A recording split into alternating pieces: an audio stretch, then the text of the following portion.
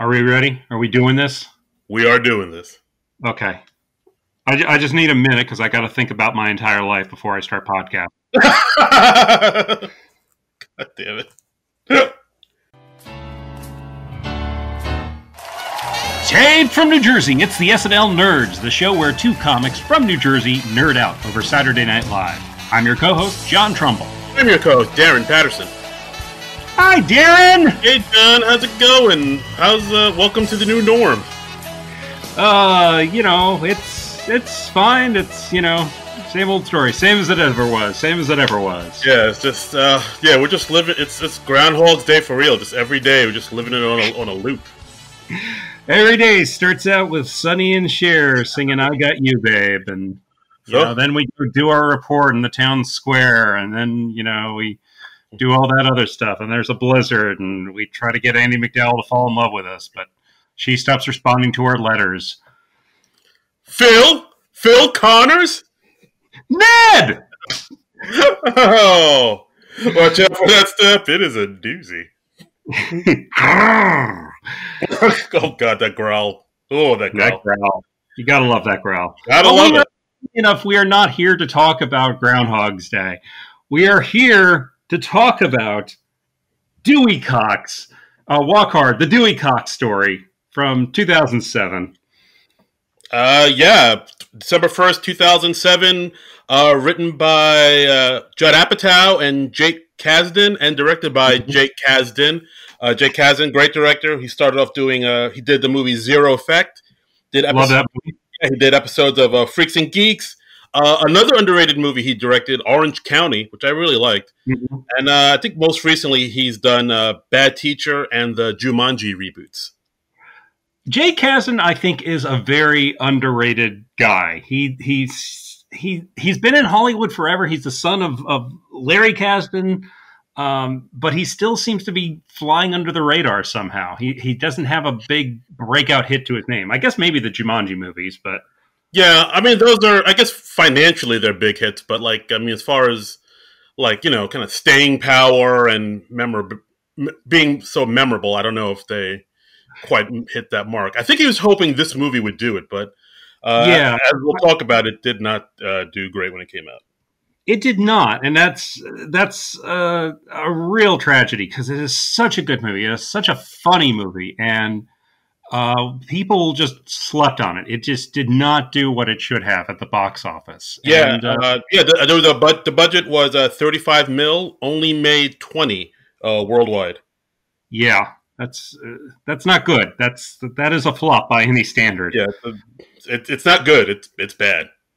And I remember the studio was behind it. They were doing they were pushing this movie. There were photographs of the star John C. Reilly made up to look like Jim Morrison.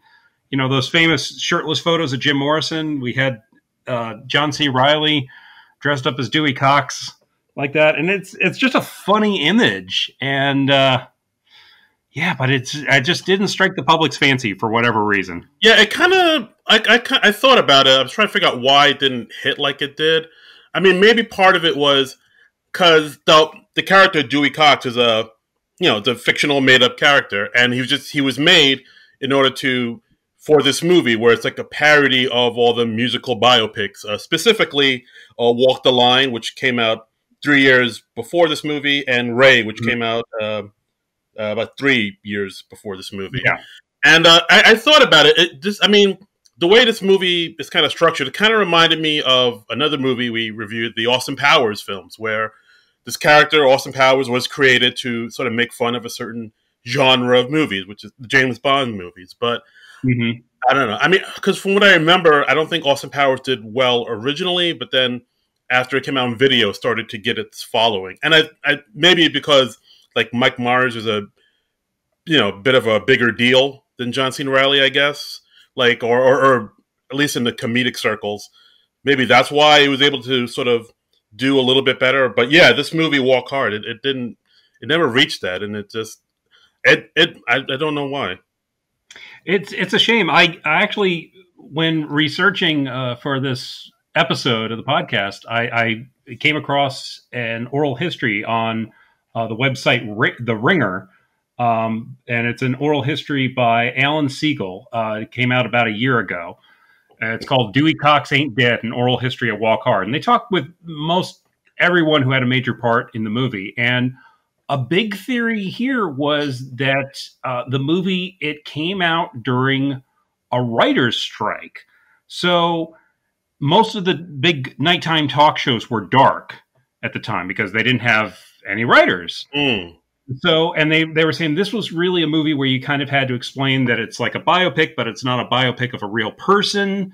Like there wasn't an actual Dewey Cox, even though the movie pretends that there was. So maybe people needed more of an on-ramp to it. And they said that's something that we could have explained on a talk show, and we could have done a better job of promoting it. And I was like, okay, well, that makes sense. And that's a shame because that's just bad timing. And what can you do about it? And and John C. Reilly, he said in the oral history, he was actually depressed for a couple of years because the movie didn't do so well, and they believed in it. They believed in it so much, and they thought they'd done such a funny thing, and they really did. I mean, the movie was a flop through no fault of its own, I think. Yeah, I would say so, because I remember like when the movie came out back in 2007, like it seemed like a lot of people were kind of confused by it. Just like, who's Dewey Cox? Is this like a SNL sketch I'd never seen? What is his character?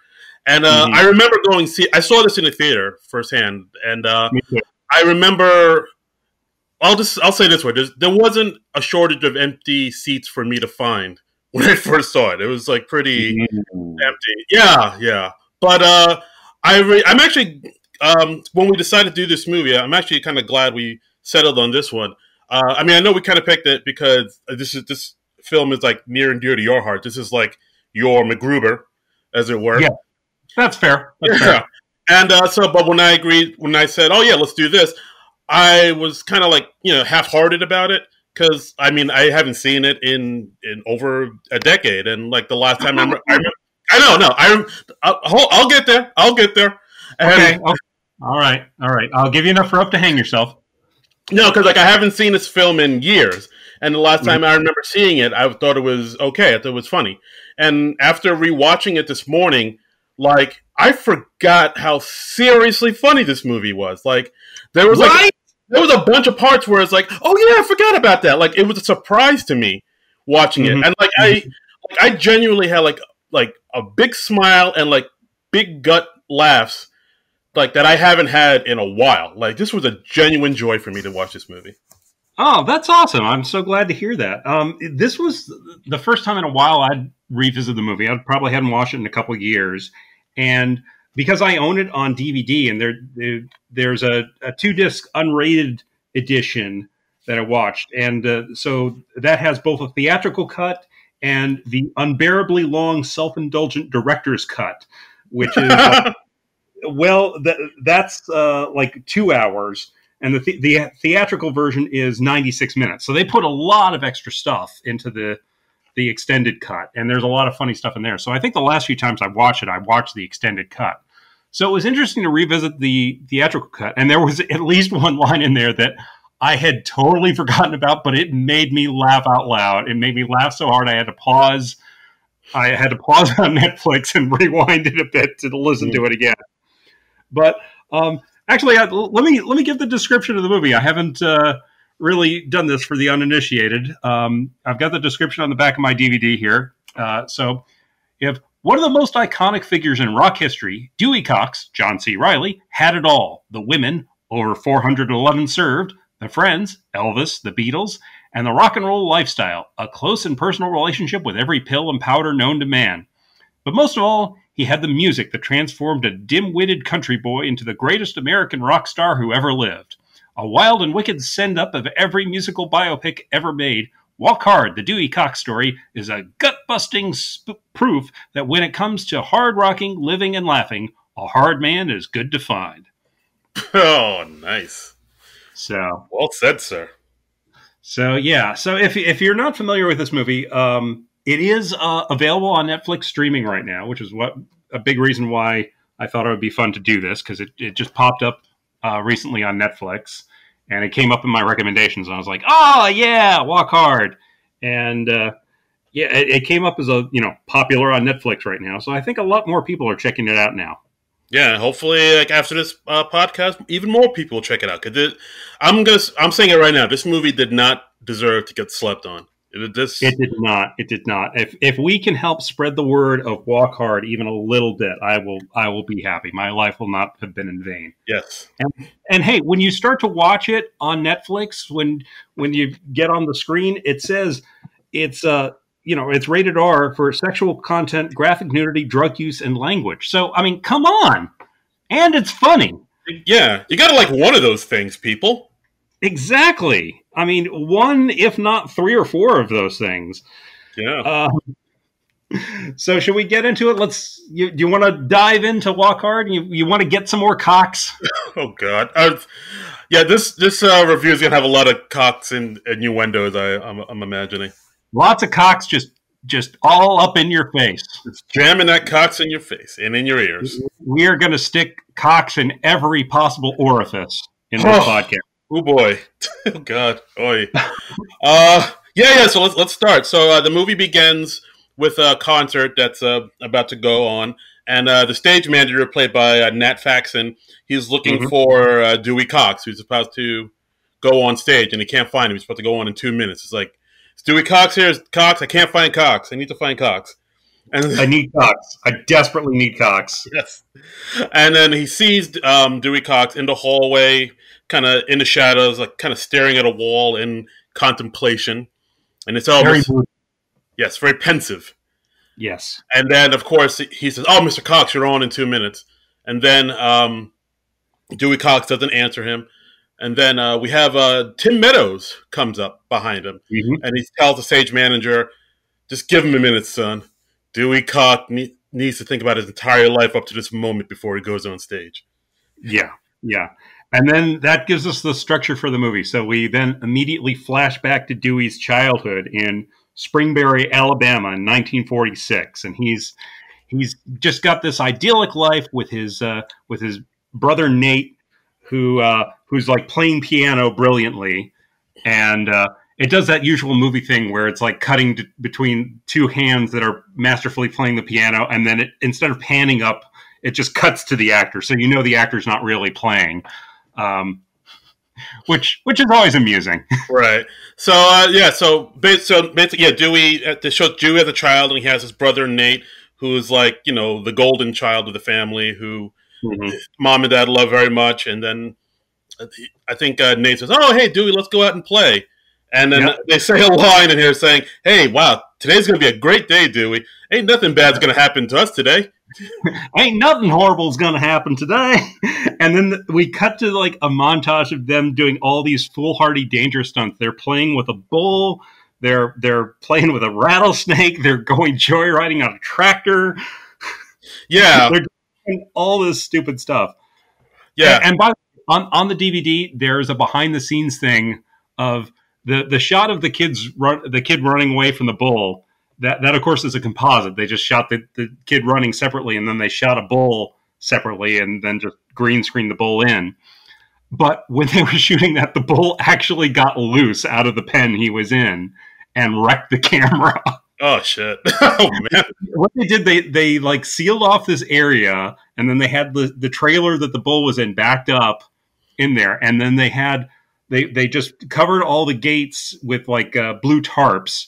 And they had a matador who just waved a purple cloth in front to get the bull to run towards the camera. Oh, purple? I thought it was red. Like they said it was purple. So, Bugs Bunny cartoons lie to me? Is that what you're trying to say? Yes. And Bugs Bunny didn't really enjoy cross-dressing nearly as much as the cartoons indicated that he did. Wow, that's also a myth. Did you ever find Bugs Bunny attractive when he put on clothes and be a girl bunny? What? Yeah, thank you for the Wayne's World reference. Swing. And but anyway, so the bull gets loose and it charges towards the camera, but then it jumps the fence and it knocks the camera over, destroys the camera, and they have to. And then we see the crew. They had footage of the crew getting out of the way of the bull and diving into the truck so that they're not trampled by a bull. Thankfully, no one was hurt, and they did recover the bull and all that. But goddamn, yeah, and that's just for one shot. That's where Oh, that budget just went up just a little bit. Yeah, yeah. So that's part of that 35 million right there. Mm. Um, and then we have the two kids, and in this montage, they start having a mock sword fight with machetes, and they're covered in the sheaths. But as young Dewey is playing with the machete, the sheath slips off the machete, and he accidentally cuts his brother Nate in half. Right. Now, it may sound gory, but like the way it's shot and played off, it's more cartoonish. Like think of Yeah. like the Black Knight scene in Monty Python: The Holy Grail. Right. Yeah. I don't think there's even any blood. It's just, and he is bisected just right at the waist. So then they just cut to the young actor, and he's like in the ground up to his waist, and then there's like just a set of legs standing next to him, still upright. Right. Um, and he's like, "Oh no, Dewey, I'm cut in half pretty bad. You're gonna have to be double great for the both of us." Because like Nate, of course, was the favorite son, and he was the gifted musician, so everybody expected great things of him. Right. So then, so after this, like they had to get young Nate to the doctor. The doctor said like couldn't do anything. Your son is dead. And of course, that's the when worst case of being cut in half that I've ever seen. Exactly. And of course, then we get to the line that Dewey's dad says to Dewey that gets repeated throughout the movie. The wrong kid died. The wrong kid died. Exactly. I got to give a shout out to the actors playing Dewey Cox's parents. We got the great Margot Martindale, who today I think she's best known for Justified, right? She's done a few things other than that, but yeah, I think like Justified was like the one thing that kind of put her on the map. But she's one of those actors that's been in 100 things. She's been around for ages. And I think probably the thing that she was best known for at the time of this movie was she had played Elvis Presley's mother a few times. She'd played him on. There was a short-lived TV series called Elvis, which I remember, which was just sort of like a biographical series about Elvis in his early years, and she played Elvis's mom on there. And I think that's the first place I ever saw her. And Dewey's father is played by Raymond J. Barry, who's this just very familiar looking character actor. Again, one of those people you've seen in a million things, but he is really funny in this movie too. Yeah, he's good. They're both great. And so at this time, now that Dewey is filled with all this guilt that he killed his brother, wrong kid died, and that's when he loses his sense of smell too. He's not able to smell anything. He goes smell blind, as you do when you accidentally cut your brother in half with a machete. Yes. Smell blind. I mean, this is very much, from what I understand, it's very much parodying the early scenes in Ray, the Ray Charles biopic that Jamie Foxx won an Oscar for, because Ray Charles had a brother who died at a young age, and then Ray Charles went blind after that. And you posted a video on the SNL Nerds page that showed some of the references in Walk Hard, and it showed some scenes from Ray that this movie was partially inspired by, I guess. Right, absolutely. So yeah, those are straight from the movie. I haven't seen it in years. I saw it in the theaters when it came out. I thought it was. Mm-hmm. I thought it was good. It might have been a little too long, but I remember liking it. Yeah, I never got around to seeing that one. I have seen Walk the Line with Joaquin Phoenix and Reese Witherspoon, and there's a lot of Walk the Line in this movie too. Yeah, I mean it's just pretty much straight up Walk the Line, but like funny. Yeah. I mean, I'd say the basic arc of the movie is very similar to Walk the Line, and especially like Johnny Cash's tumultuous relationship with his wife, June. Yeah, June Carter Cash. Right. So Dewey's despairing because he accidentally killed his brother, and then his mom sends him to the store to pick up some stuff, like literally minutes after his brothers died. And there are these two old African-American gentlemen who are playing the blues, and Dewey's like, "Hey, I'd like to give that a try."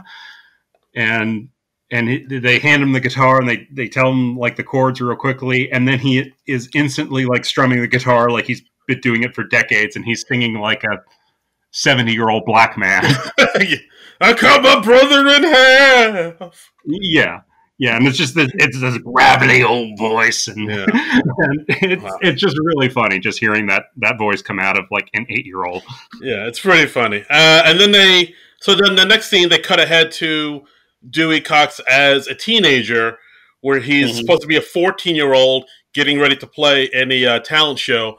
But 14-year-old Dewey Cox is just full-grown John C. Riley in like a youngish haircut. Yeah, and John C. Reilly, he had to be at least 40 when he was doing this movie, and it's made all the more hilarious because like the high school kids around him, the high school and middle school kids, they're played by actual kids, so it looks all the more absurd. Just have a full grown John C. Reilly saying like, "Hey, Mama, I'm 14."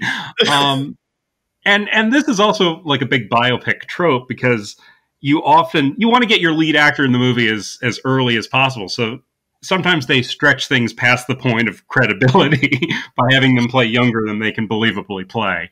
I think I think like Kevin Spacey played Bobby Darin in a biopic, and I think he played him like really young. I think Kevin Spacey was actually, at the time he played Bobby Darin, he was like older than Bobby Darin ever lived to be. Oof. So yeah. And he played him like absurdly young, like 18 or something like that. Oh my god, yeah.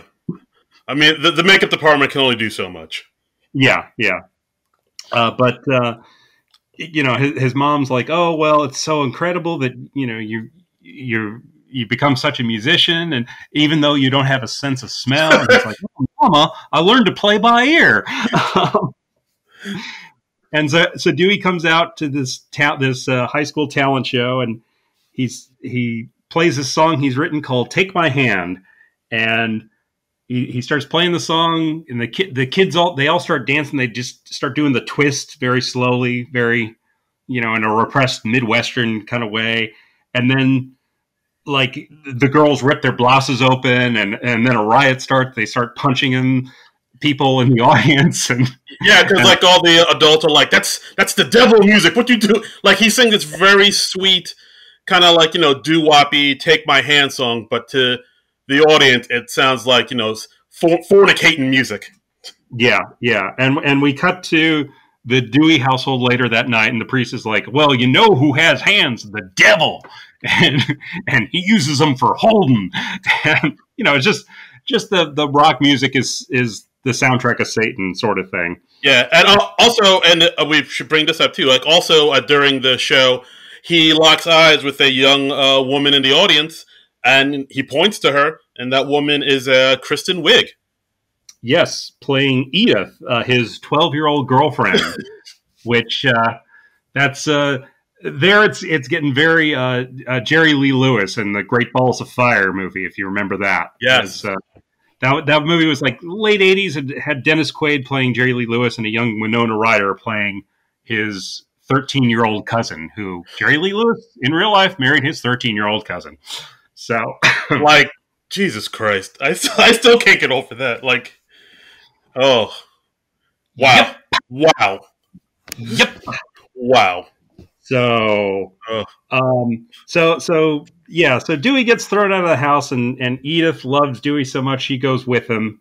And then we cut to like a few years later, and we see Dewey is now working as like a busboy in this nightclub, and Craig T. Robinson is playing the resident band leader there, Bobby Shad.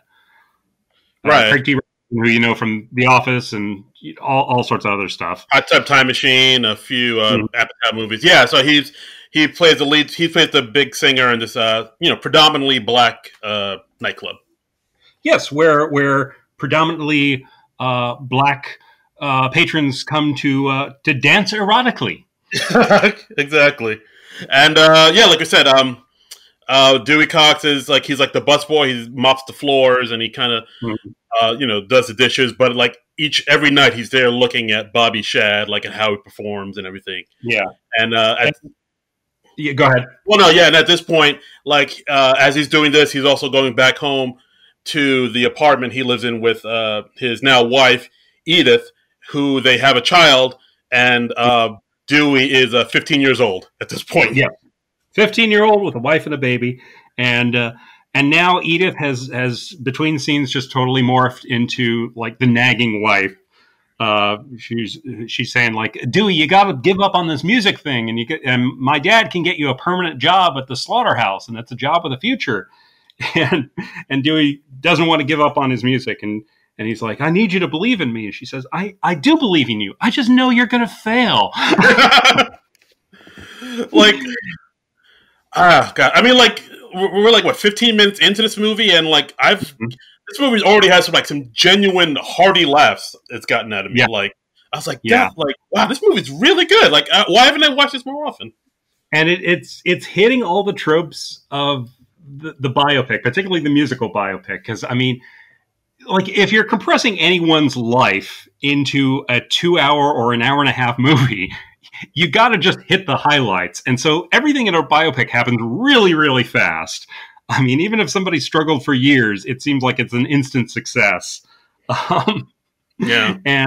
And Dewey's like explaining to his wife, his wife Edith, he's like, I'm going to have to work hard at this. It's a long, hard walk. I'm going to have to walk hard.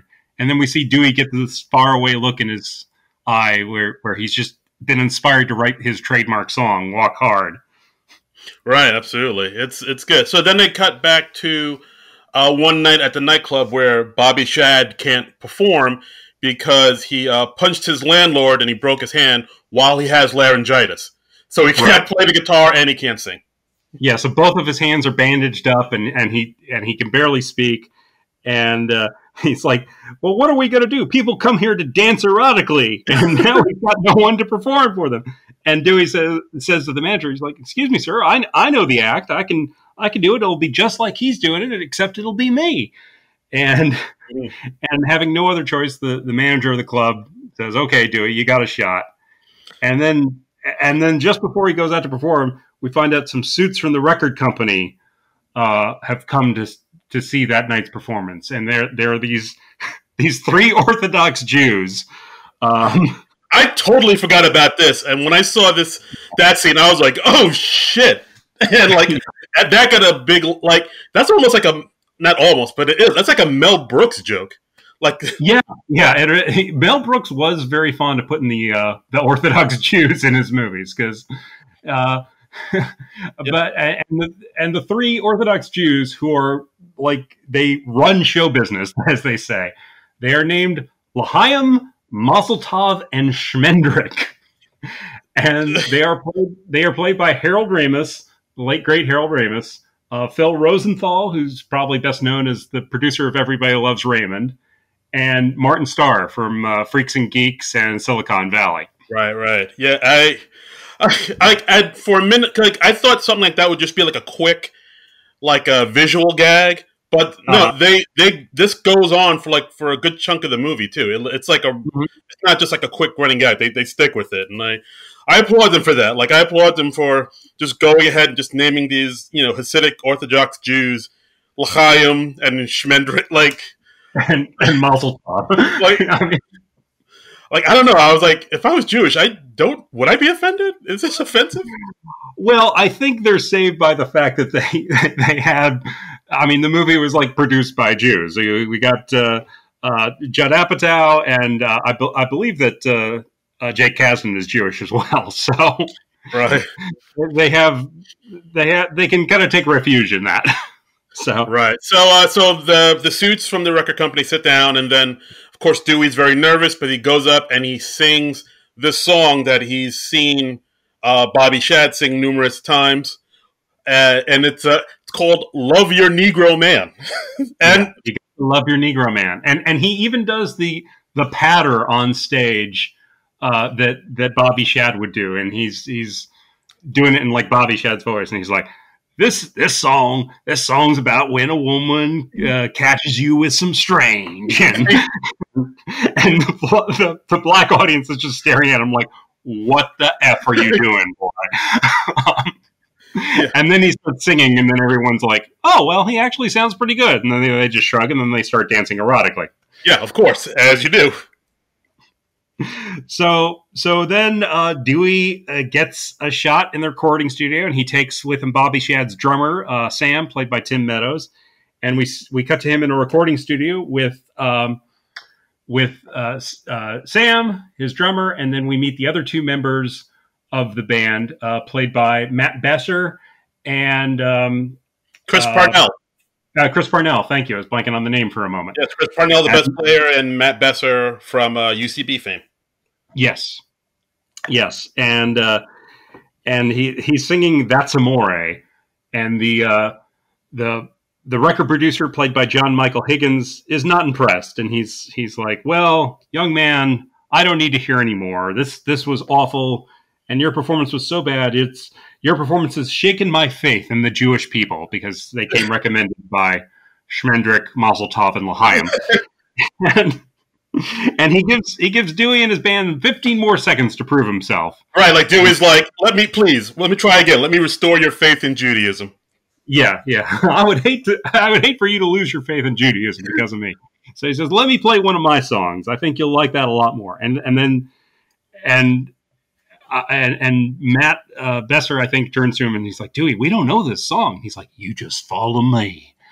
And then they start playing "Walk Hard," and it is so incredible. It immediately turns around John Michael Higgins, and 35 minutes later, the song is a hit record.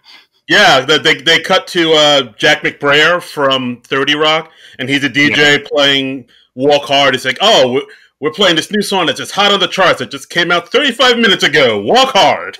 Right. So Dewey's an overnight success. He and Edith get a house. They have a lot more babies. Dewey gets a chimp and a giraffe. And Dewey's going on the road, and Edith is nagging him that he's not there enough for the family. So there's more strife in the marriage. Yeah, like at one point, like they have an argument, and she's holding a baby, and then there's like a crib with 3 babies in it. And I swear, like when they were having their argument, like she was holding the one baby, then the camera cut to Dewey, then it cut back to her, and she was carrying another baby. Oh, I missed that. Oh, that's cool. That's a nice touch. I'm not sure if like maybe I missed that or I dreamt it or whatever, but I'm pretty sure like she's holding one baby, then the camera cuts back to her and she's holding 2 babies. I think. I gotta go back and watch it. Yeah, I'm gonna have to go back and watch it. So we see Dewey out on the road, and we see him. He's on this big tour, and he's there with some other rock stars in the early days of rock and roll, because we're now in the early 50s, and we see Frankie Muniz as Buddy Holly. Frankie Muniz from Malcolm in the Middle. And we all see the Big Bopper, played by John Ennis from Mr. Show fame. Oh yeah, and then just coming off stage is Elvis Presley, played by Jack White from the White Stripes. Right. And this is something the movie has a lot of fun with. They have, as most musical biopics do, you see the famous person the movie's about meeting other famous people, and they're always sort of hilariously miscast. I mean, like Frankie Muniz is Buddy Holly, who was like, I think at the time he shot this movie, he was still significantly younger than Buddy Holly. Yeah. I think, and they also do, it's another thing they do in this movie where they just, like, they know you have to, like, suspend disbelief, so they just keep, like, repeating, like, the truth that they're kind of living in. Like, Dewey's like, "Oh, I don't know, Buddy Holly. I'm nervous to go out there." And, like, Frankie is like, "Don't worry, man. You'll be fine." Or, "My name isn't Buddy Holly."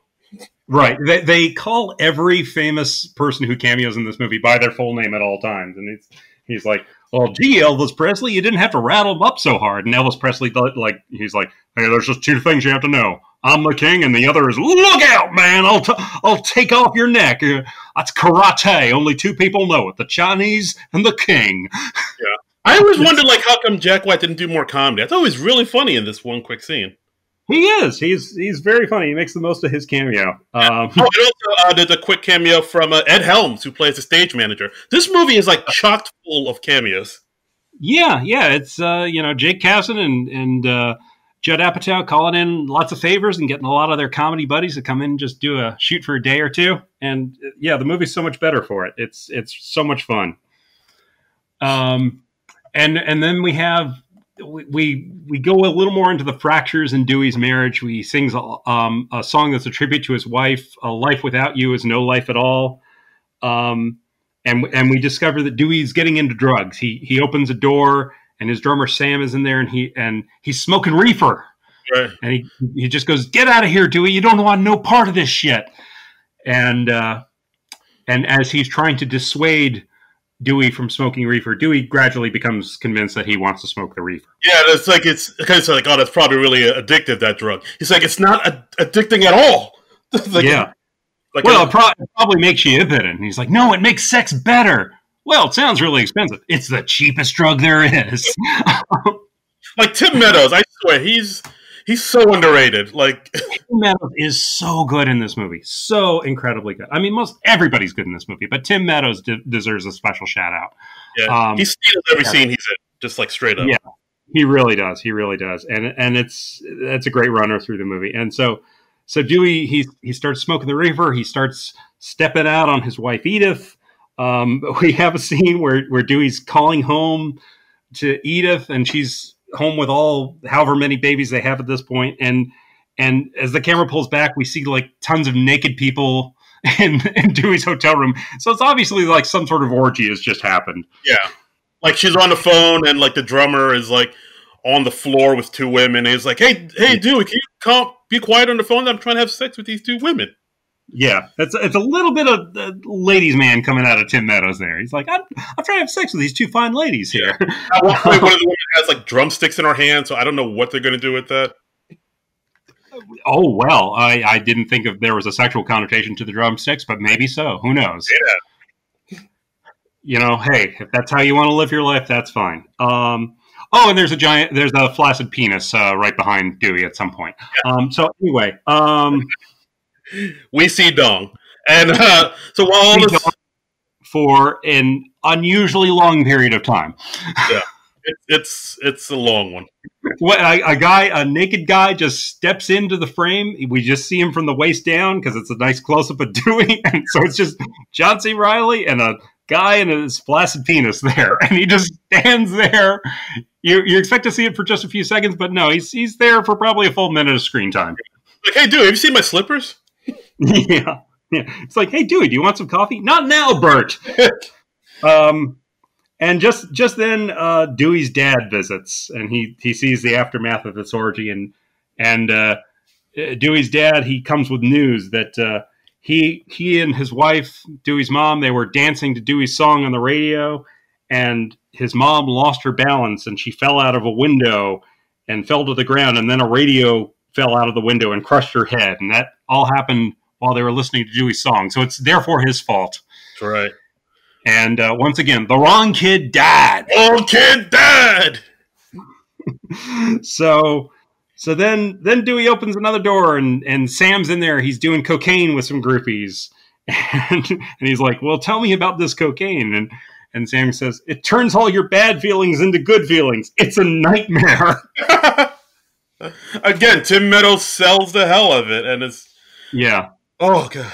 He's like, I think I do want to try some of this cocaine, and then it cuts to Dewey singing like this thrash punk version of Walk Hard, which is really funny. Yeah, like if the Sex Pistols did Walk Hard. Exactly, and it's like the mid 1950s. Right. And then just after that, I mean, we see Dewey. He's starting to lose control. He's yelling at the band and stuff because he's descending into the quagmire of drugs. And then a young lady walks in, Darlene Madison, played by Jenna Fisher from The Office. And right. She says, because you're looking for a new backup singer. Right. And and Jenna Fisher, she walks in looking quite nice.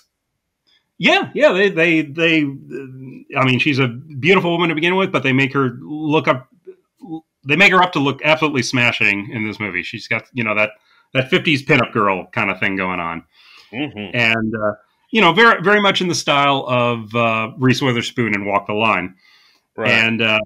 And she's a very nice girl. She's been singing in her church choir since she was a girl. And we see the song that Dewey hires her for. It's a song called Let's Duet, which is just filled with these hilarious double entendres. Yes. Like the opening lyric is, "In my dreams, you're blowing me some kisses." I'm going to beat off all my demons. Yes. And another one of my favorite lyrics in the song, "Here I am sneaking up behind you." And then Darlene turns away from him and she says, "You can always come in my back door." So And underneath this song, we've got scenes of the increasing sexual tension between Dewey and Darlene, where they're out for ice cream and they're both licking their cones suggestively. Yeah, she's like deep throating a vanilla cone. Yeah, and he's just doing some rapid tongue action on his cone. So think of that what you will. Yes, Carvel. Yeah, but despite their growing urges, Dewey and Darlene decide to just be friends. And she says, while she's like on top of him in his bunk on the tour bus, let's never ever give in to our lesser desires. After all, we're not married. And then it cuts immediately to him and Darlene getting married. Right. And I think at some point they mentioned that, like, from the moment they met to then, it's only been like 3 weeks. Yes. That's all they could take. But so they get married, and they're in their hotel room, and they're about to consummate their relationship. Dewey's got Darlene's like legs up on his shoulders, and then his wife Edith comes in to surprise him. Yeah. And then Edith discovers that he has married another woman. Darlene discovers that Dewey was married with kids before, which he never mentioned in the 3 weeks they'd known each other. It didn't come up. I don't know. It's a little awkward. He was eating ice cream. Come on. Mm-hmm. He had a mouthful of vanilla. And Dewey's, he's. And Darlene's like, Dewey, how could you do this? And he's like, well, I don't know. I was really confused. And I mean, you told me about that dream where you were licking my balls, and that seemed like a signal. Which I had totally forgotten about that line. At that point, I had to pause the movie and just laugh for a couple minutes. You're right. I'm fine. I'm good. But like John C. Reilly, he throws that line away in just the most brilliant way possible. He's just like, you told me about that dream where you were licking my balls, and that seemed like a signal. And it's just, it is the funniest damn thing, man. It's a good line. So Edith and Darlene, they both leave him. They can't be married to a man who's married to someone else. And like Edith yells at him at one point. She's like, Dewey, it's illegal to be married to two people at the same time. And Dewey just goes, well, what about if you're famous? That's allowed, right?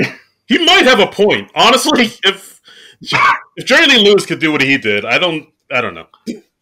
I mean, I think we're all in agreement that the rules should be different for famous people. They're just better than us. Yeah, they really are. They deserve more things in life. And I also liked how this one point where Dewey chases Edith back to their house, and like as he's going into the house, there's just a camel on their front lawn, and no mention of it. Just a camel there. So it's like, never commented on. Yeah, and he still has the monkey. The chimp is still there. Dewey's like, okay, fine, you can take the kids, but I'm keeping the monkey. Yeah. And while he's fighting with Edith, he has an inspiration for another song called "Guilty as Charged." And we see when Edith walks out on Dewey loses it, and he loses his temper. He rips out the sink in the bathroom, and we see he walks in on Sam. Sam's doing pills. He's doing uppers and downers, and so Dewey starts doing that as well. And under the song "Guilty as Charged," we see just Dewey going into this hedonistic lifestyle, just sleeping with lots of women, doing lots of drugs. Yeah. And I think at one point he gets arrested for like buying coke off somebody, and he's locked up. And at this point, he is 21 years old. Yes. And like just before this on the tour bus, we see Matt Besser and I keep Parnell talking on the tour bus, and they're like, "Does Dewey seem kind of depressed to you?" And they cut to Dewey just singing, and they're like, well, yeah, before that was early Dewey. This is middle Dewey. At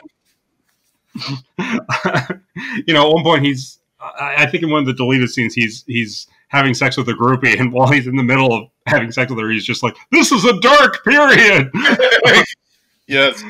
So Dewey's busted for buying drugs. He's sent to jail.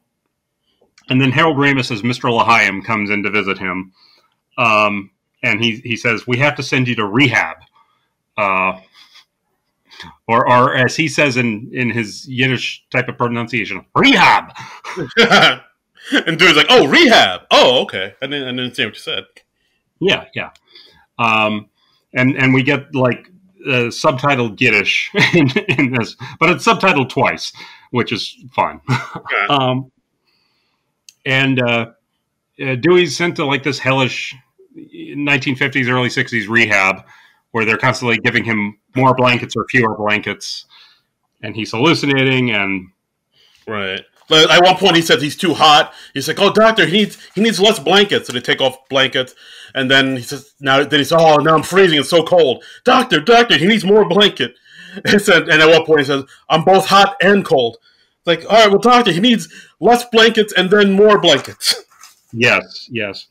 And then, I mean, as Dewey has reached the depths, Darlene returns to him. She's like, I couldn't get you out of my head. And so he and Darlene are back together, and they have a comical sex scene where they destroy half the room and beat the hell out of each other. Yeah, as you do. As you do. And then we cut to Berkeley, California, 1966, where Dewey and Darlene, they're happily married. I think they have a few kids of their own. And, we're full into the hippie era where it's all flower power, and we're having a party at Dewey's home, and they're like, "Hey," and Darlene's asking the band, "Hey, have you seen Dewey?" "Oh, no, I think I saw him. He was talking to that guy Charlie Manson. Really nice guy. Yeah, his song's horrible, but he's so nice." Wow. But and because it's the '60s, Dewey's consciousness has been raised. He's thinking about the bigger world and people having injustices done to them, like women and midgets and such. Yeah. So he decides to write a song about the plight of the little man, about the plight of the midget. Yeah, and it's done very much in the style of Bob Dylan. If you ever seen that Bob Dylan movie "Don't Look Back" from '67, it takes on that tone quite a bit. Yeah, yeah, very very funny song. And so we have a nice little Bob Dylan parody in the middle there. And Dewey, again, because of his race consciousness, he goes to India to meditate with a Maharishi, and he meets the Beatles. He meets the four Beatles. This is one of the funniest scenes of the movie to me. I thought this was just absolutely, and it works well out of context of the movie too. And what I was talking about before with the deliberate miscasting of all the famous people that you see. I mean, we've got the Beatles. We've got Jack White or Jack Black as Paul McCartney. Yeah, Jack Black as Paul McCartney. Paul Rudd as John Lennon. And then who else? We got Justin Long was George Harrison. Killer George Harrison impression. He had a good accent. Everybody else's accent was kind of iffy. Well said. Yeah, and apparently they just cast Justin Long as a joke, and then they discovered after they cast him that he actually could imitate George Harrison to an eerie degree. Yeah. And Jason Schwartzman as Ringo. Yes, and of course, like the scene, the scene works well on its own. It's worth checking out on YouTube. I've certainly watched it on YouTube a few times, and they're all like, "Well, remember when the four Beatles, we were in Hamburg," and and they're all in these bad Liverpudlian accents. Paul Rudd in particular, he's like, "There's no limit to what you can imagine," and then he like looks to the camera just to make sure you get it, and it's hilarious. This is I don't know, just like the four of them riffing together, and Dewey Cox and his bandmates are all there, and all of those comedic geniuses just kind of bouncing off each other. It's something else. Yeah, and we have Matt Besser. He has one of my favorite lines in the movie. He just is like, he's talking to the Beatles. He's like, "Well, you guys are amazing. You guys are almost as good as the Monkees. You're great." Shout out to Kevin Joseph Garifa. Yeah. That's just terrific. And so the Beatles, they suggest that Dewey take LSD with him, and right. And so he checks with his wife, and he's like, look, honey, my problems were with like booze and reefer and PCP and pills and and all this. It wasn't with LSD. I'm sure it'll be fine. And she's like, okay, we'll go drop LSD with the Beatles. Just this once. Just this once. And then we cut to an animated sequence, and it's animated in the style of the movie Yellow Submarine. Yeah. Which is very cute, very very funny. But Dewey has a bad trip because the LSD awakens his demons, and he starts dreaming about a machete cutting him in half and all that. Right. And at this point, nobody in Dewey's life knows that he accidentally killed his brother with a machete. Yeah, like you'd think he would have brought that up to somebody, but I guess not. It is his deep dark secret. So then the movie goes to 8 months later, and Dewey is now deep into his Brian Wilson period. He's grown a long hair. He's got a long beard. As the scene begins, he's been on a trampoline for 4 days. He's been recording the same song for 8 months, and he keeps layering more and more stuff on top of it. Right, and then we meet his manager, Mr. Schwartzberg, played by Mr. Schwartzberg. Yeah, by David Krumholtz. Yes. Not an Orthodox Jew, but still very, very Jewish in the context of this movie. So it's okay. Yes. And Krumholtz, I saw in the oral history I looked at, he said that he'd been in Ray, and he played pretty much this part in the movie Ray. So, oh really? So he's pretty much almost spoofing himself here. I got to go back and watch that. I totally forgot about that. Yeah. But Dewey is he's lost his way, and everybody gets fed up with him. His band leaves him, and they give out a litany of all the horrible things that he's done to them over the last 20 odd years. Yeah. Like they're saying, "Oh, you slept with my wife. You slept with me," and I've had very confused feelings about it for like 10 years. Yeah, and then Tim Meadows just goes, "And you never once paid for drugs." and then they would cut back to Matt Besser and Chris Parnell, and they list new things, and then it just cuts back to Tim Meadows, and he's like, "And you never once paid for drugs." And apparently that was just an improv on Tim Meadows' part. He had other lines, but he just decided to keep repeating that same line with more and more fervor. And it cracked everybody up. So he makes a strong point. You gotta pay. Yeah. You gotta pay for drugs at least once. Fair is fair. Yeah, I mean, certainly on our drug binges, we alternate. Thank you. So yeah. Because it's just polite. Thank you. In this economy, come on. Exactly. Yeah. So the band leaves them, and then they say, "I guess this is the end to a chapter of your life, Dewey Cox." and Dewey Cox goes on another rampage and rips out a sink. Right. Oh yeah, and then his wife, Darlene, says, "You need to quit the drugs. You're out of control. You need to take a break from all this." Because Dewey Cox, at this point, he's like running himself ragged to make this perfect song to sort of encapsulate his entire life. And like we said before, he's kind of gone full Brian Wilson. He's in the studio trying to make a song with like a full orchestra, and like he has didgeridoos and like didgeridoos. Yeah. And like Aboriginal percussionists, like people with, like grass skirts, and so his wife is saying, "You need to take a break. You need to stop doing drugs." And he says, "All right, fine. I will take a break. I will stop doing drugs." And then they go and they hug. And as they're coming back from their hug, it's obvious he put something in his mouth. And the wife says, "Wait, what'd you just put in your mouth?" "No, I took some PCP just now, but And she's like, "What did we literally just say?" And we have Dewey running through the town high on PCP, and he's in his underwear.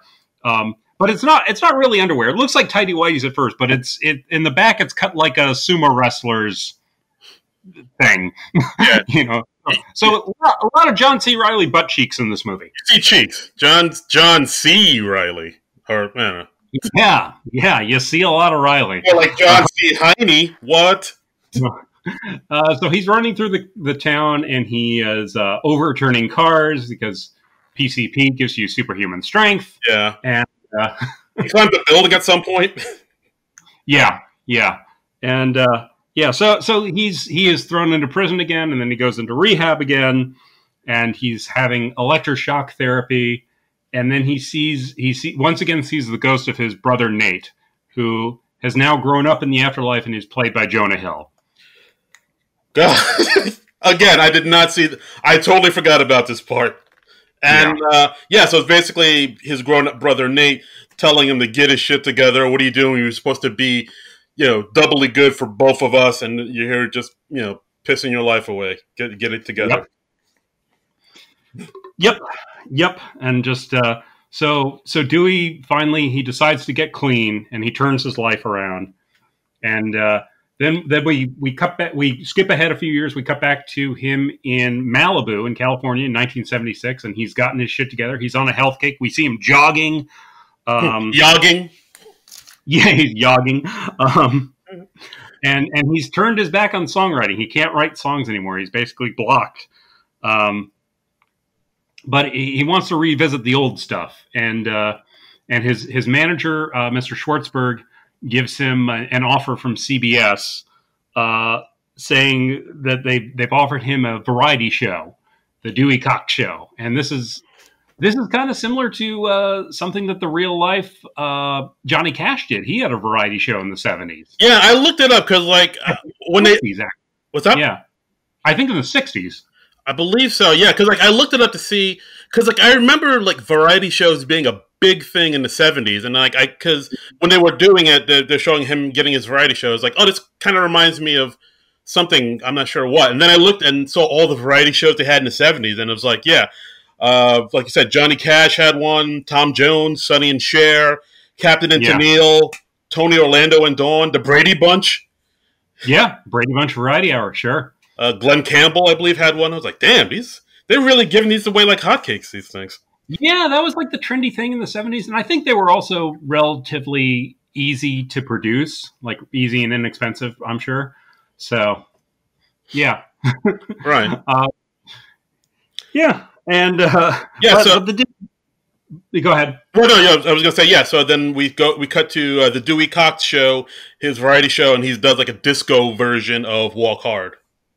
Yes, as well as David Bowie's Starman, which has to be heard to be believed. Oof. And so although the show, it's doing okay, it's keeping Dewey out of trouble. It's not too artistically successful, and it's not too commercially successful. They're apparently getting their asses kicked every week by the Incredible Hulk, which is weird because I said a few minutes ago this show apparently is on CBS. And The Incredible Hulk was also on CBS. So they're being beaten in their time slot by another show on the same network, which I don't think is possible, but okay. The 70s were a wild time, man. Who knows? They were. There were a lot of weird things. And we have him being interviewed by the great Jane Lynch. And Dewey's just trying to reassure everybody that he's family friendly. Our show's on every Thursday at 8 after the local news, and I'm not mainlining PCP anymore. Oh yeah, because at one point Dewey had a talk with his manager saying, people want to know you're not mainlining acid, so you have to go out and say that you're not mainlining acid anymore. And I think, and then it's like, all right, all I gotta do is go out there and say I'm not mainlining acid, and the manager you're not mainlining acid anymore. And he says, "Oh, I'm not going to promise that." yeah. So Dewey has a fluff piece interview with Jane Lynch, and then she kind of leans in. It's like, I know you got to do this show. It looks kind of crappy, terrible, but I got to do this terrible show, so I'm with you. And she kind of needles him a little bit, and kind of bums him out. So then she asks a bunch of questions that if she had done some prep, she would have known not to ask. You're saying, "Oh, hey, how are you and your lovely wife, Darlene, doing?" And he's like, Well, Darlene left me several years ago, but to answer your question, I do miss her terribly. And at one point, Jane Lynch just stops and she turns to her crew and she says, "We can cut around this if this gets too sad, right?" and then the next question is like, "Oh, so what about all those kids you have? How are you doing with your kids?" And he's like, I'm currently in a custody battle for my children. Custody is being forced on me. I don't think that's right. I think if I don't want anything to do with them, I shouldn't have to." That's such a hilarious thing. And he just says it so matter-of-factly. It's great. Yeah. And then she says, "Well, how about your parents? Your parents must be proud of you." And he's like, "Well, my mother's dead and my father and I don't talk anymore, so not really." And then she's like, "Well, you're so busy. Do you ever take the time to stop and smell the roses?" And he's like, "I've got no fucking sense of smell." And he storms off. Yeah, it gets rough. And of course, I think does he rip out another bathroom sink at this point in anger? I think if at any point in the movie, if you have to question whether or not he rips out a bathroom sink, yes, he is ripping out a bathroom sink. Right. So, I mean, at this point, he's very, bummed out and despondent. And he's at home and he gets another vision from the ghost of grown-up Nate, Jonah Hill. Mm-hmm. And Jonah's saying, "Well, what are you doing? You're supposed to be making the great song that's supposed to encapsulate your life, and you're here doing this, this terrible variety show." And all I do is write one masterpiece that's the culmination of your entire life. How hard is that? And so then Nate convinces him to go see their dad because he's the one person that always made him felt like shit, and he never reconciled with him. It was just like, it's like the one thing he's avoided his entire life. So he goes to visit his father in the barn. Yes. He unresolved issues there. So he goes to see his dad and tells dad that despite everything, he's always loved him and all that. And it culminates in Dewey and his father having a fight with machetes. Yes. As you do. And because he's like, I've been waiting my entire life for this. And Dewey's like, "You have this?" Yeah. And Dad, quite good at machete fighting. But he comes very close to cutting Dewey in half, but he misses Dewey, and then he accidentally cuts himself in half. And then we see his dad just exactly how young Nate was. Half in the ground, half with upright legs next to him. He's like, "Son, now I finally realize for the first time in my life how easy it is to accidentally cut yourself in half with a machete." This movie's ridiculous. And he apologizes for blaming Dewey, and he says he's proud of him, and he's like, "Dewey, you go be a better father than I was." And Dewey's like, "Oh, okay, well, that's not real tough to do." And then he dies just as he's about to say, "I love you." He gets halfway out, and then it's like, "You love what, Dad? You love what?" Yeah, and then Dewey flips out. He knocks over his dad's still standing legs. Yes. And then he goes to his house and just rips out the bathroom sink, his go-to move. And he saws his couch in half at one point and punches out plants. Yeah. Yeah. Into the night, he is sawing his couch in half. Yeah. He's bending spoons in the kitchen and jackhammering the sidewalk. Flowers in his garden because he can't smell them. And finally, when he's about spent, when all his house is wrecked, one of his kids comes by and he just says, "Dad, I was wondering if you wanted to have a catch." And Dewey's like, I think I would like a catch, son. Remind me again, what's your name again? Yeah, this part I was like, wait, his son just came there by himself? How does he know where his dad lives? I think by this point, maybe Dewey has custody of some of his kids. And it's living there or something. I mean, they kind of gloss over it, but I think it's something like that because it's probably a few years since the variety show thing and all that. Yeah, I mean, I shouldn't be looking for logic in this, but still. No, you should not be. That's my fault. I apologize. I didn't mean to do that. But he starts playing catch with his son, and he's discovering the simple pleasures in life. And he says, "This is what I've been missing out on all those years on the road. I need to do this with all my kids." And he's like, "How many of you are there again?" and he discovers that he's like, well, with my brothers and sisters, there's like 22 of us, and then there are another like 14 half siblings. Yeah. So he's 37 kids altogether. Jesus. Yeah. But then it's him playing catch with. This will take a while. Yeah, and it's just him playing catch with a number of children of all different sexes and ethnicities. Yeah, at one point you see him playing catch with a young Asian man in his 20s, and he's like, "Are you sure you're one of my kids?" Because Dewey has no idea who all these kids are because he was so uninvolved in their lives. But this is a montage that covers several years, and it's underneath the Partridge Family theme. The "Come on, let's get happy." Right. And so he just spends time with all his many kids, and he doesn't make music for a while. Right. Because why would you when your life is a montage running under the theme to the Partridge Family? Yeah, you got a bus and everything, man. Right. And then Darlene comes back into his life. Darlene is now age 50. She's split up with Glenn Campbell, who she apparently married at some point off screen. Because I guess that's a thing that happened. Sure, why not? And Dewey goes on a walk with Darlene. He confesses that he's still always loved her. She's always loved him. He's like, you don't want this dirty old cock. Nothing I want more. Tee. So they're back together, and he says, hey, did you shampoo your hair today? And she's like, yes, I did. And he's like, yeah, it smells wonderful.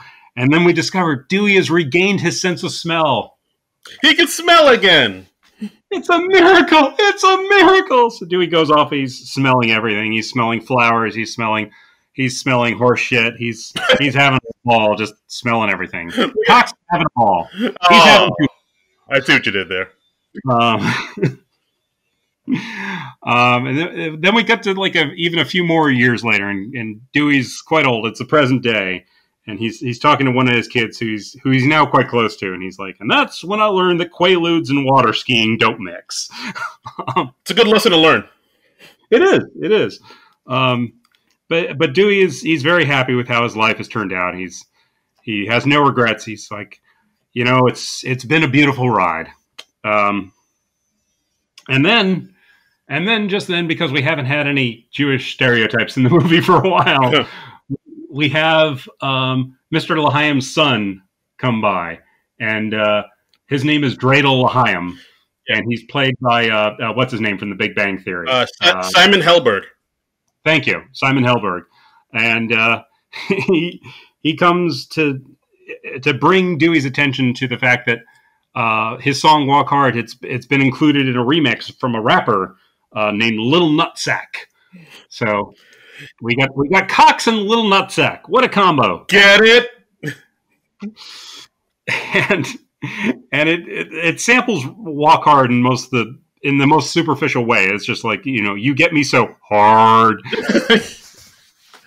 It's pretty fantastic. Yeah, it is. And Dewey also learns that he's getting a Lifetime Achievement Award, and he's like, and Dewey, he doesn't want to accept it. He's 71 years old, and he's left that life behind. He's like, I gave that life up for a reason. I'm afraid of all the temptations. And Darlene convinces him that he can do it, though, and that he should accept. And so he does. He says, but if I'm going to do this, I got to get my band back together. Right. So then he goes to find all his bandmates. He finds Matt Besser, his guitarist, living in a rundown trailer. And, Matt punches him in the face, and then he says, all right, let's go do it. He meets a bass player, Chris Parnell. Chris, of course, hugs him, emphatically, and he agrees to do it. Yeah. And then the drummer, Tim Meadows. Yeah, and the first thing that Dewey does is hold up a huge bag of weed, and and the drummer's like, all right, let's do it. Yeah, and they're all together, and they're all in this hilarious old age makeup. Everyone has gone bald and has just like this huge tufts of hair on the side. Everyone in the band has gone bald. Yeah. Like Larry from the Three Stooges. Yes, yes, it's a very Larry Fine kind of look, or Peter Boyle, or whatever Oh, like that. nice. Um, Putting on the Ritz. yeah, and then we get to the Lifetime Achievement Award. It's like a Rock and Roll Hall of Fame type of thing, and we have Jewel, Lyle Lovett, and Jackson Brown. They're all singing "Walk Hard." And then Ghostface Killer comes in for some reason because Ghostface Kill. Yeah, I remember seeing that in the theater. And I was like, what? Yeah, because when I think of Jewel, Lyle Lovett, and Jackson Brown, your mind immediately then goes to Ghostface Killer. It's ridiculous enough that like something like the Grammys would actually do that. Yeah, yeah, and I watched some of the behind the scenes featurettes on the DVD this morning, and Judd Apatow was saying, like, I've never felt more white than, like, when I was telling Ghostface Killer. He's like, hey, could you get a few more references to prison in there? Ghostface Killer, like, put in a line about a shiv.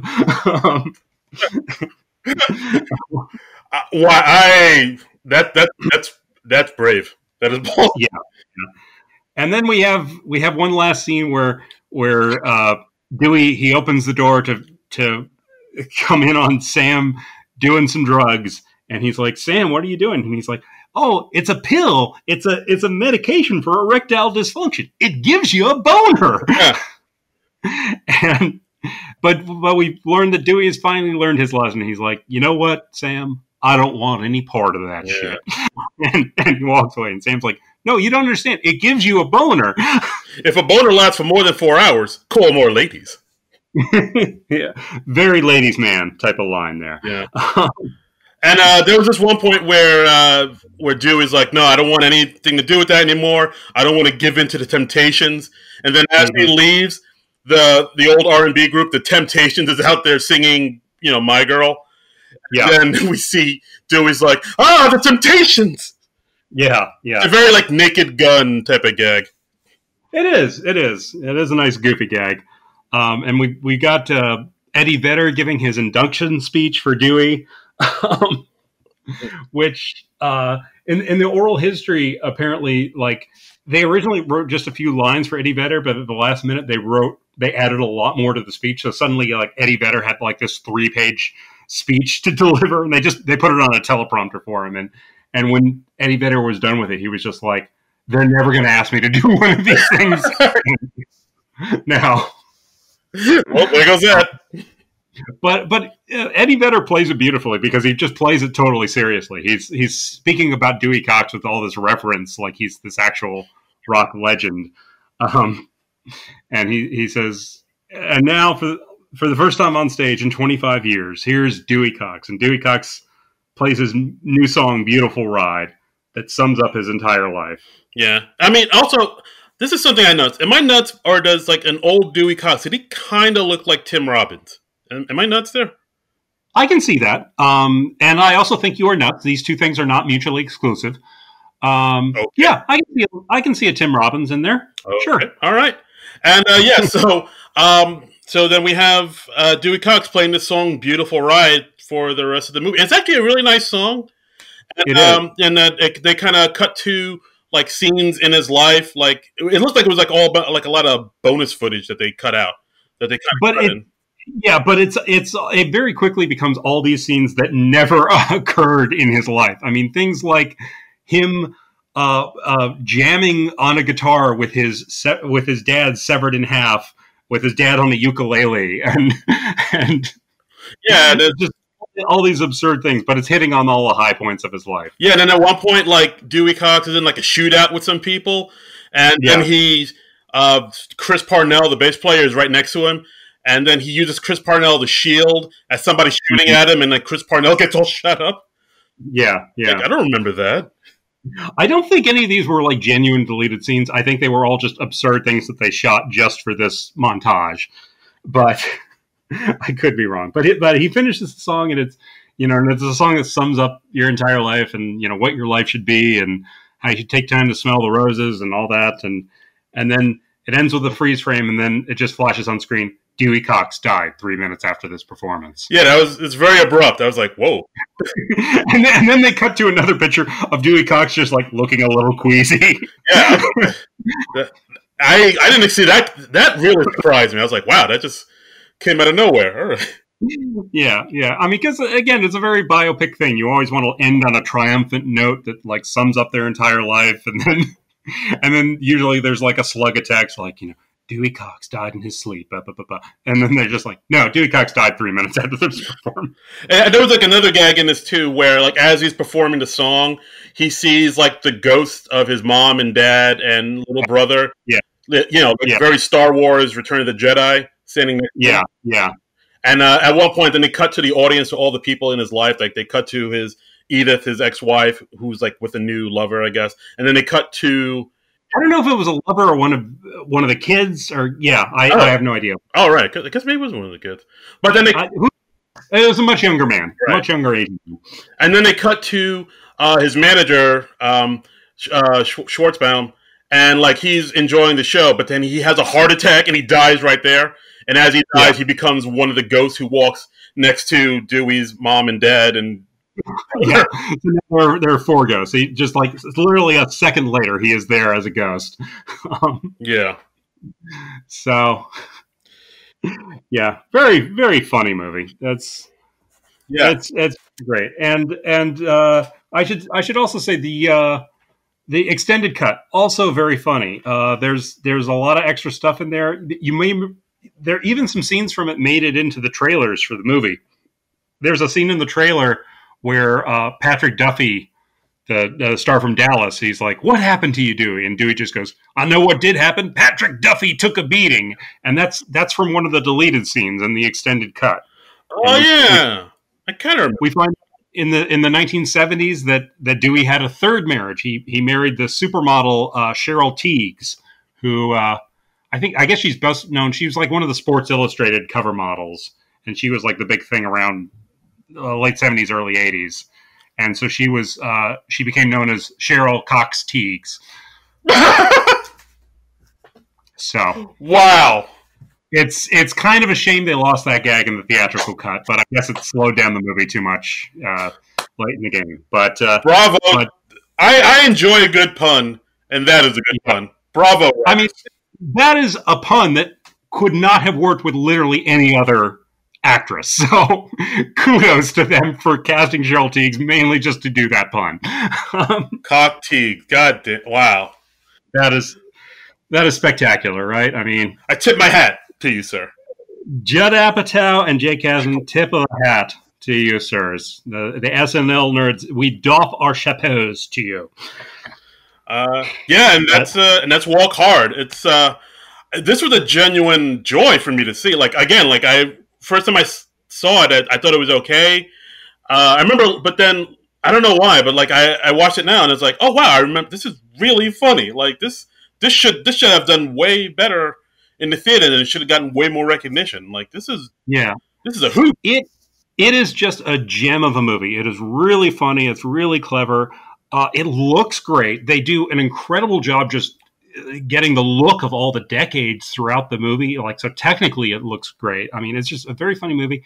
And the theatrical cut, it's pretty short. It's just like an hour and a half, so it doesn't overstay its welcome. It covers a lot of ground in that time. I just love it. It's one of my favorite movies from the last 20 years or so. I can't believe it's 13 years old already. Good Lord. It's nuts, man. Time just moves too damn fast. Oof. Time is something else.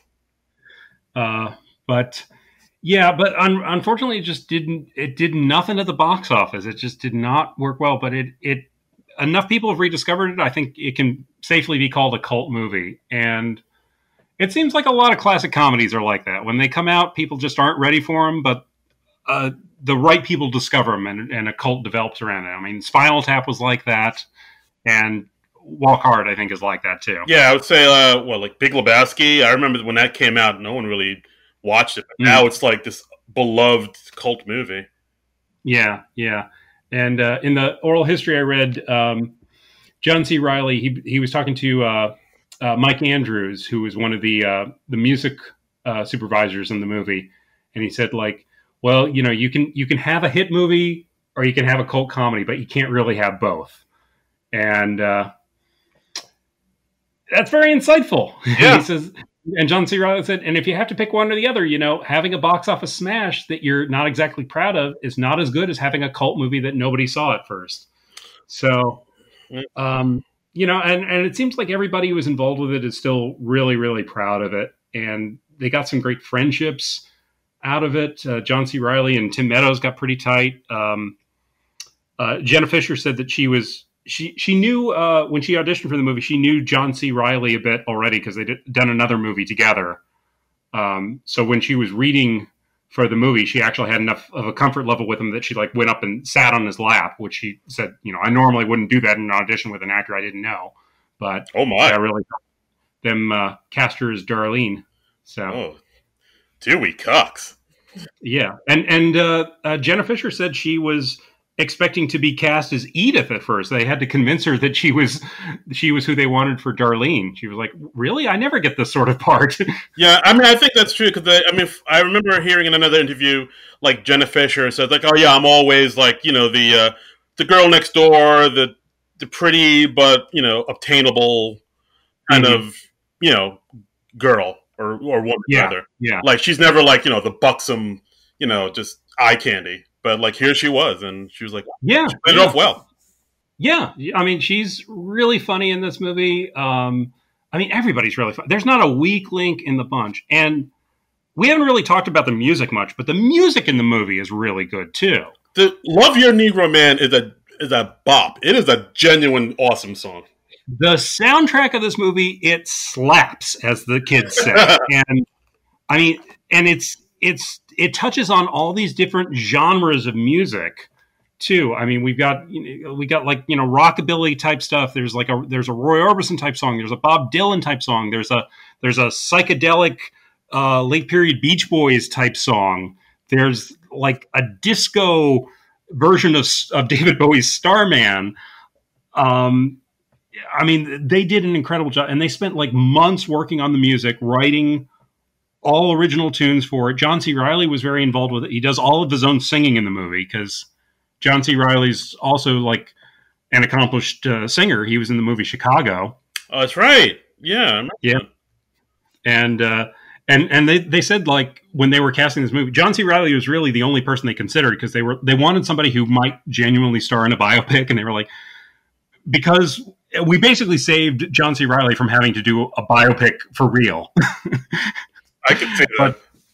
But they wanted somebody who could really perform the music on this. And they actually, one of the promotional things they did for this movie, because they couldn't really do the talk shows because of the writer's strike, in December of 2007, when the movie was getting ready to open, they did a little mini tour of John C. Reilly did 7 musical appearances as Dewey Cox. He performed at the Rock and Roll Hall of Fame in Cleveland, Ohio. He was at the Chubby Bear in Chicago, Stubbs Barbecue in Austin, Texas, Mercy Lounge in Nashville, Tennessee, the Great American Music Hall in San Francisco, the Black Sheep in Colorado Springs, which is very appropriate because he has a song called Black Sheep, the Guitar Center on Sunset Boulevard in Los Angeles, the Knitting Factory in New York City, and he also performed in character as Dewey Cox on Good Morning America. How did I miss that? Wow, I had no idea about all that stuff. If I could go back in time, I wish I could have gone to that show at the Knitting Factory and seen him live as Dewey Cox. That would have been something else. I want to see the Cox. You would, yeah. John C. Reilly, he should bring out the Cox again. Just someday, just fling out the Cox. Just let the Cox hang out there and flip it out. Yeah.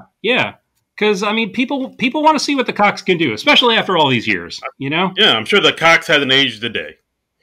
I'm sure the Cox is just as solid as it was back in its heyday, and I bet he can. I bet the Cox can go for just as long as it did back in 2007. Oh wow! If it goes for more than 4 hours, call more ladies. Yeah. So. But, man, I just love this movie. It's such a fun movie, man. It's such a funny movie. It's really, guys, if you take away anything from this, go watch if Walk Hard, the Dewey Cox story. It's a really good movie for if you're like not only if you're a comedy nerd, just because they have so many comedic people from like different, from like SNL and from UCB and like Christopher Guest movies. Like, so they get all those bases covered. All the Apatow people are in this thing, and also if you're a music nerd, if you're somebody who's really into music from the 60s, 70s, and 50s, like this will really tickle your fancy as well.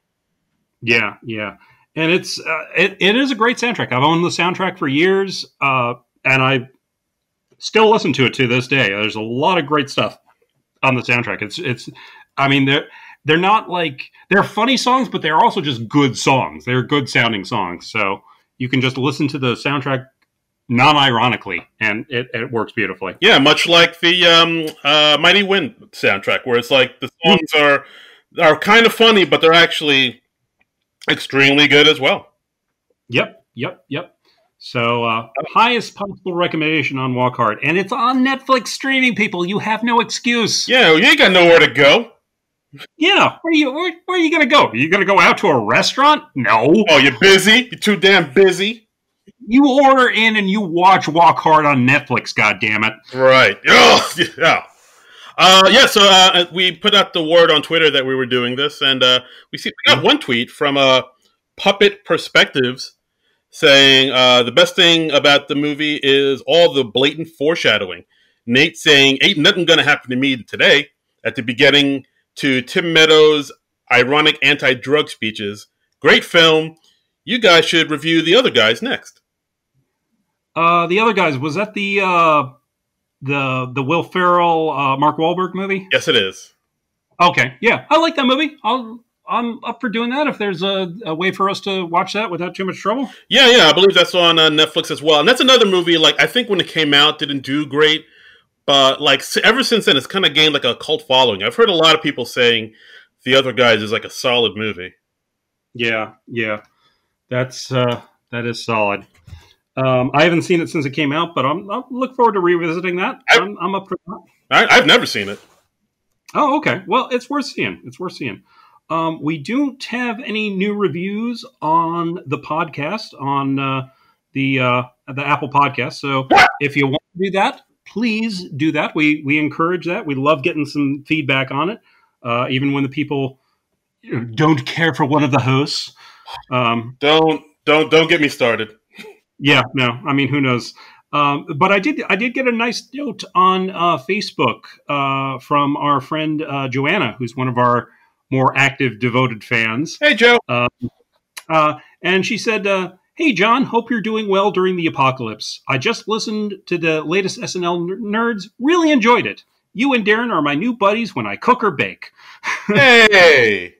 And that was about that was last week, so that was during the Austin Powers episode. So yeah, baby. Yeah. So we enjoy accompanying your cooking and or baking. So. Yeah. Whatever you're doing in the kitchen, put us on. We help.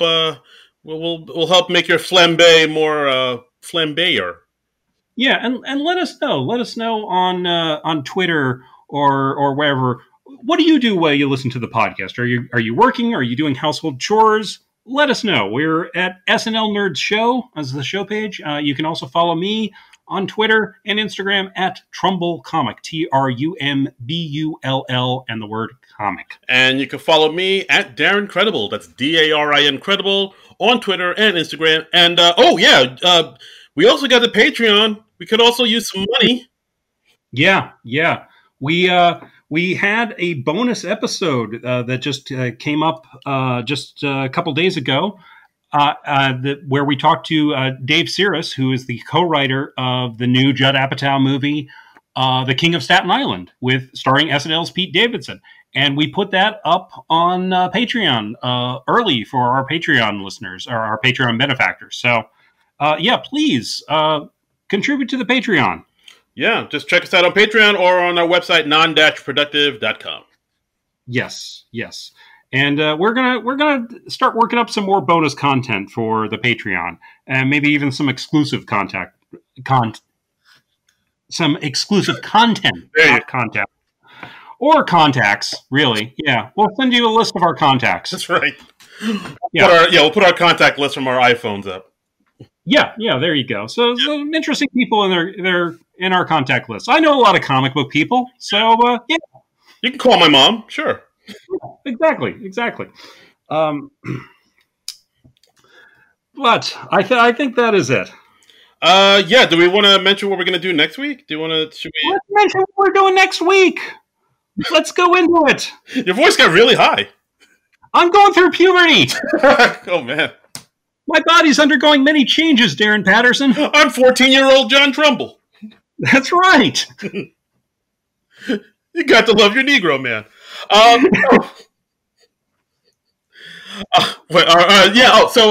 The next film we're doing, we're going to go ahead and do it. We talked about it on the bonus ep. The King of Staten Island, Pete Davidson film, Judd Apatow film, just came out. We're gonna currently available on video on demand. So we're gonna shell out the money. We are gonna watch this movie. It's been getting some good reviews. I'm looking forward to seeing it. Yeah, absolutely. So guys, stay tuned for that. Yes. So that'll be next week. The King of Staten Island. So if you want to keep up with what we're saying, you can also go on to On Demand and order that for your own self. Mm-hmm. Spend your own money. That's right. Because we're not going to buy it for you. Oh, no. We can't hold your hand this whole way. No. But that's what we'll be doing next week. So I hope you join us for that. And then, until then, Nerds out. This has been a non-productive media presentation. Executive producer Frank Hablawi. This program and many others like it on the Non-Productive Network is distributed under a Creative Commons Attribution Non-Commercial No Derivatives license. Please share it, but ask before trying to change it or sell it. For more information, visit Non-Productive.com.